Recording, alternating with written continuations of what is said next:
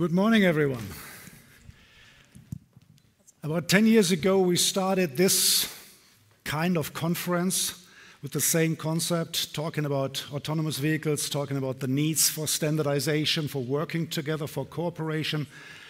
And already 10 years ago, it was a different format. We were together with a different organizer before we came into the CARS family, and Rainer Hoffmann invited us to join the Safety Week. But already 10 years ago, we started this conference with not me standing on the stage, but with me standing on the stage with somebody else. And that is André Seeg. André, will you join me today as well?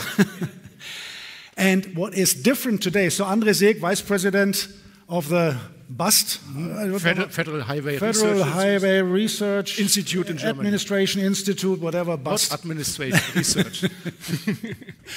And what is different today compared to the other 10 events that we had over the last years is that today we will not be just two of us, it will be three of us.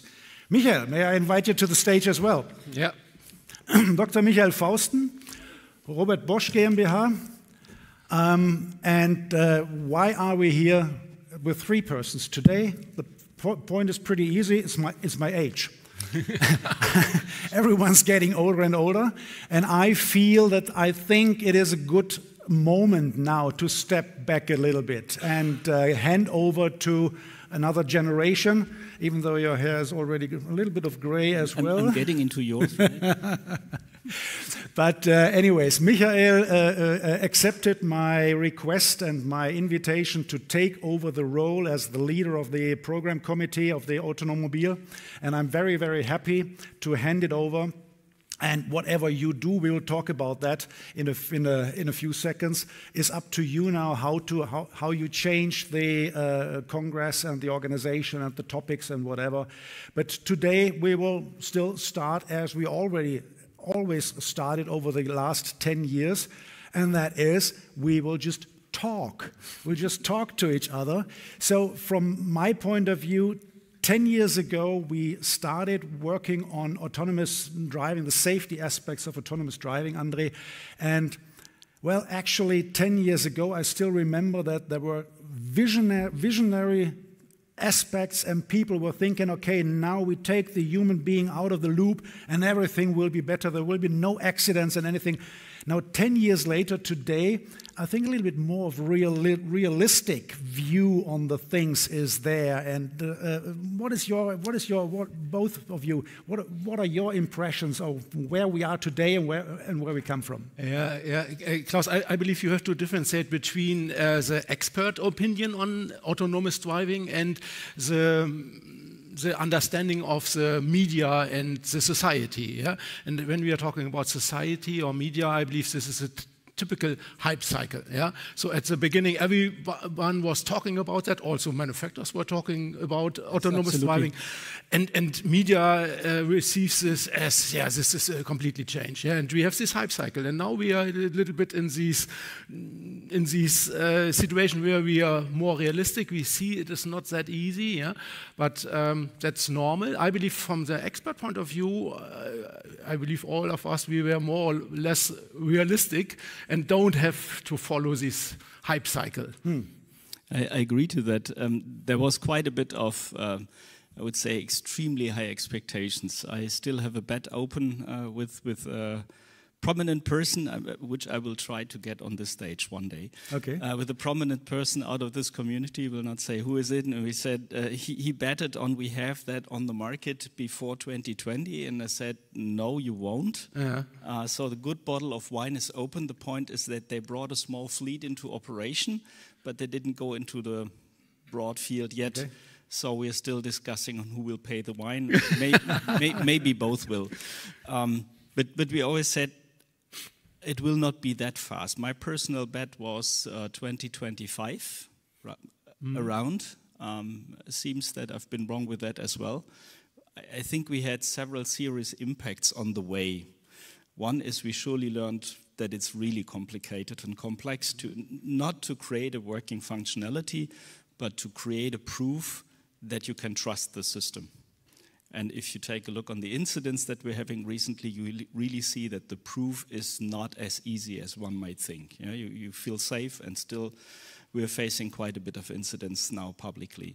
The second thing is something which has nothing to do with engineering at all. We had a financial crisis around 18, and then we had Corona between 20 and 22, and that brought a major dip into economy, and that simply means money is out. And investments are more difficult, and less risk-taking is what we're currently doing, and rather asking for turn back of the money. And I think this gives as well still a pushback on this technology. I have to add one thing. So sometimes you can read in media, yes, the legislation is not ready, so we cannot bring our products on the market, and this is not correct. Yeah? In Germany, we have legislation.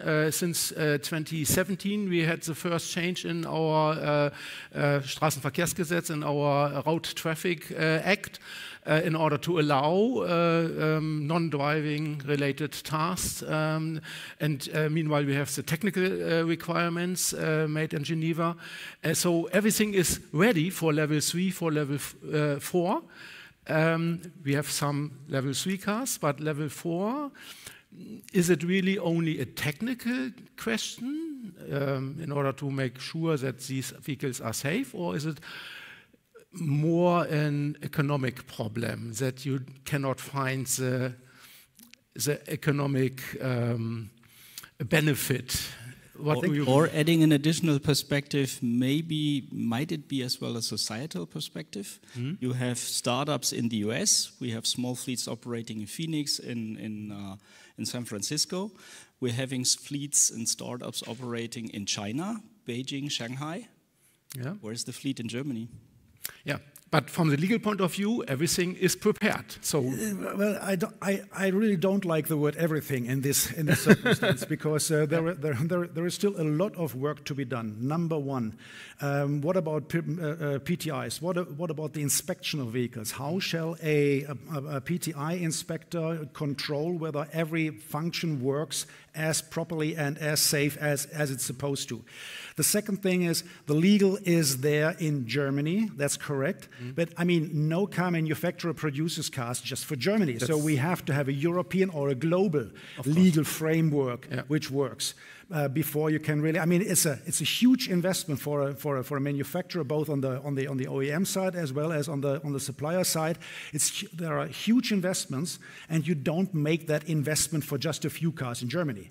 So that's the second thing. Societal and user acceptance is a very important point, because the people that use the systems, they have to get used to it. They have to understand the system and trust the system in the right manner, not too much and not too little. So there is still a long way to go. How do we verify? How do we validate the systems? Where do we get enough information, collect situations well enough that we can use? And that would be my point for you, Michael. What is the new relationship between a car manufacturer and a supplier?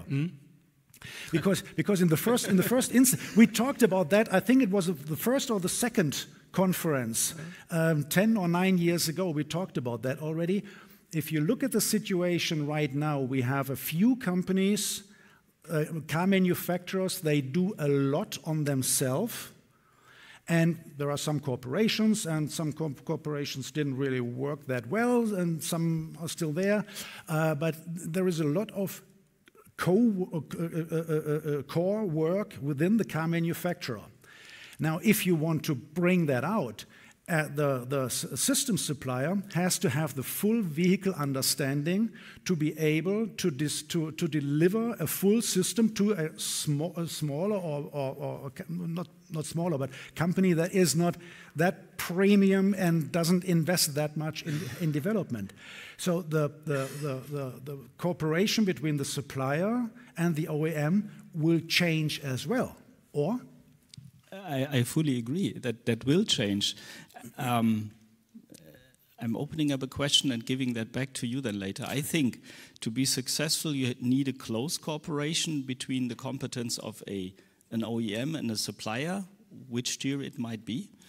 Because you have a very, very tight connection between the bits and bytes on the hardware at the end of the day, and the whole system packaging, energy concept, thermal concept in the car. Thermal concept, why? Because you bring in tons of sensors. And one of the most funniest thing was that first time ever when working with, back then with Mercedes on our urban autonomous driving, the vehicle integration team came back and said, you may not spend more than 3 kilowatts in energy. So I said, 3 kilowatts in energy, that's crazy. Huh? But you really end up in very earthy questions, and I think this has to be very closely related. I think, and I would like to get your view on that, I think that the tier ones are closest usually to the OEMs in understanding at least more the needs of the system and vehicle integration. But what I'm seeing with a certain surprise is that we have ties now which go from the OEM directly to chip vendors. So they say, okay, that is my chip, that is my software, and then they kind of jump the tier one. Obviously, we don't like that, but we have to accept it. But the question is, how would you handle then exactly the part that usually the tier one does, which is a subsystem integration and which guarantees our role is not only to provide technology, but as well to provide certain guarantee. That the system will work in the context of your car. That is a job that goes complete to the OEM then in the new setup. How do you see that? That is exactly the point that I meant, and why I raised that question. The working together, the cooperation has to change, and it will change. And that is exactly something you can do that only as an OEM. You can go into a tier 2 or component supplier directly and work with this supplier directly if the OEM takes the responsibility for the step in between. And you can do that in a few projects, but this is not the way that we are able to do for all the projects that we have in front of us. And also for other car manufacturer, it will be different because they don't build up the core competence to do that step and to jump from the tier 2 supplier directly into the OEM. So that is exactly the point. We have to develop the relationship, we have to redevelop the relationship between the tier 1 for you to be able to step into this gap afterwards. But for the first projects, we need to go the way that we went last time. So this is exactly one of the still open questions, one of the very many still open questions that we have to find answers to. Absolutely, and I remember we even had talks 5 years back, kind of. I think there was a contribution from Continental, which exactly dealt about this new 0.5 role. Currently, it's rather gone to the opposite. Yeah, okay, we'll see how that develops. Yeah. But yet something completely different to switch, Andre, because we touched on these is everything ready questions, and we came along the societal questions. And you said everything is from a legal point of view. Yeah.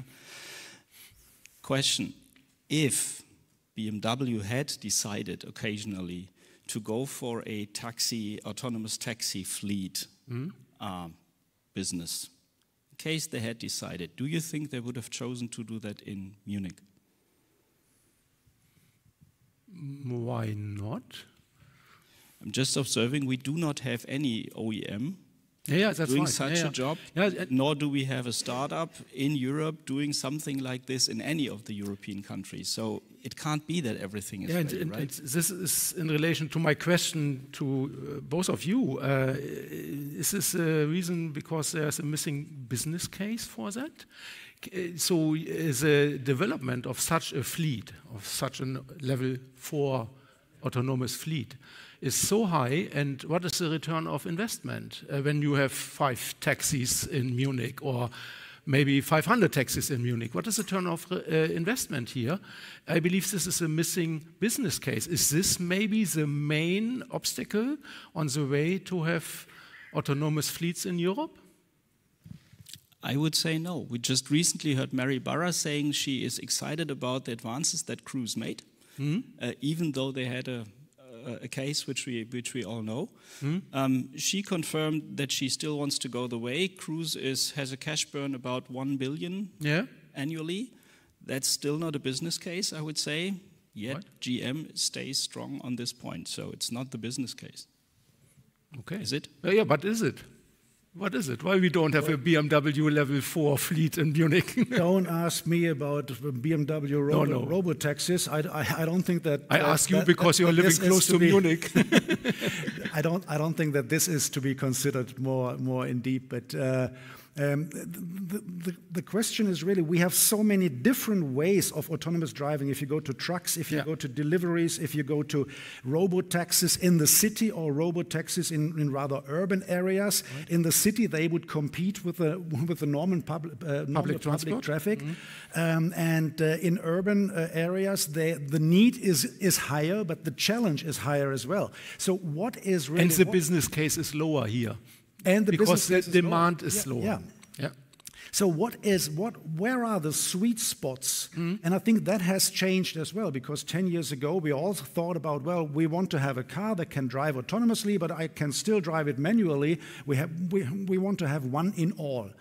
Is that the real best situation, or shall we specify and do specific, create specific solutions for the specific situations? I very much prefer the second. I believe the sweet point or the starting point for level 2 is freight transport. So long distance freight transport, driverless, because we have a lack of drivers. We have some legal restraints in terms of working hours and something like that. We have an increasing demand on freight transport, 30% in the next 10 years, something like that. So I believe there is really a business case behind where you can earn money with a level 4 tractor. Absolutely. In US, don't know whether you're aware. Torque? There's Torque, and we're happy to have Dušan Vadivka with us, who will give a talk tomorrow on Torque. But truck driver on long haul is the best paid unacademic job in the US. Okay. But I mean, if you look at the requirements for this situation, truck driving on some specific highways or individual cars driving in an urban area, completely different. The solution frame is completely different. If you go into truck driving, maybe an investment in the infrastructure is easier and cheaper than investing in each and every single truck. With a car driving in an urban area, you will never get ready with infrastructure changes. So that is certainly something we'll talk about that during the course of the next today and tomorrow. But and then artificial intelligence is also one of the key topics for this Congress today and tomorrow. And I mean, we have the real expert here standing in the between us. So, Michael, where do we go with artificial intelligence? Everything's artificial intelligent now. What about autonomous driving? my favorite topic. Everything is artificial intelligence, and if you got a hammer, everything looks like a nail. Right. No, but I think as of today already we learned that you cannot evaluate the information out of sensors, especially in very prominently video sensors, but you can extend that to radar as well. You can extend that to LiDAR signals. Evaluating those signals with the help of AI is surely one of the most performant and powerful ways you can do. And that is still, from safety perspective, manageable. Where it becomes critical, or say at least tricky, is if you bring AI into the real decision-making process. I once was with Zoox, and they had a very nice approach. They gave AI jobs which were not safety critical. So, for example, to break down the car if they detect that there is dense traffic. Then they would drive slower. That is not a safety critical issue as long as the rest is safe by itself. And I think this is one of the options to bring in AI, maybe especially in level 2 systems, to make kind of predictions which would make driving more comfortable, more natural, because AI is very much able to learn from human driving and human behavior. But it's difficult to prove its safety. The big bet, obviously, is end-to-end learning. You would say sensor data in, behavior out. That is a big monoblock I think nobody will do, but you can work with separated modular AI approaches and have an end-to-end chain learned, but still with modules. That is probably a way to approach that. And maybe the biggest back into the future is, do we have such as large language models in the future, large behavior models which learn just how driving works? Yeah. Then it's a human brain-like. But, there's a but. Because one fundamental criteria for the behavior of an autonomous vehicle is the vehicle has to stick to the traffic rules. Yeah? And when you learn the traffic rules, based on the data of the behavior of human being. Better don't. Yeah, better don't. So this is clear. Traffic rules have to be not learned by artificial intelligence. You can program that in a conventional way. Fully agree, and that's why I think you will not have such AI systems making decisions without a kind of a wrapper which enforces certain safe behavior, rule-conformant behavior in a way that is understandable, provable, and verifiable. Okay. Yeah, interesting. Yeah. That is also something that has changed in the evolve of the last 10 years, because in the beginning, so many people told me, well, we will use AI and everything will work much better than what the human being can do. And just the simple question, how shall I explain a jury in the United States in a product liability lawsuit why the system decided for this result? And if I say, well, I simply don't know, we are lost. Yeah. So, but with AI, you really can't. As long as you don't have the explainable AI, there are some works in progress, but you cannot really say, or the system doesn't tell you why it decided for this or that solution. So that has also, I think also here we have a more realistic view today than we had a couple of years ago. There's one aspect which we don't see 10 years ago. So this was AI and the power of AI. The second is teleoperation. Yeah? So when we made our research on the legal consequences of autonomous driving, which was the basis for SAE, for the standardization of the levels, we don't see teleoperation as an important part. But meanwhile, we will have a session later this morning here, a complete session on that. We did a research at BAST. What are the research questions on teleoperation? Yeah?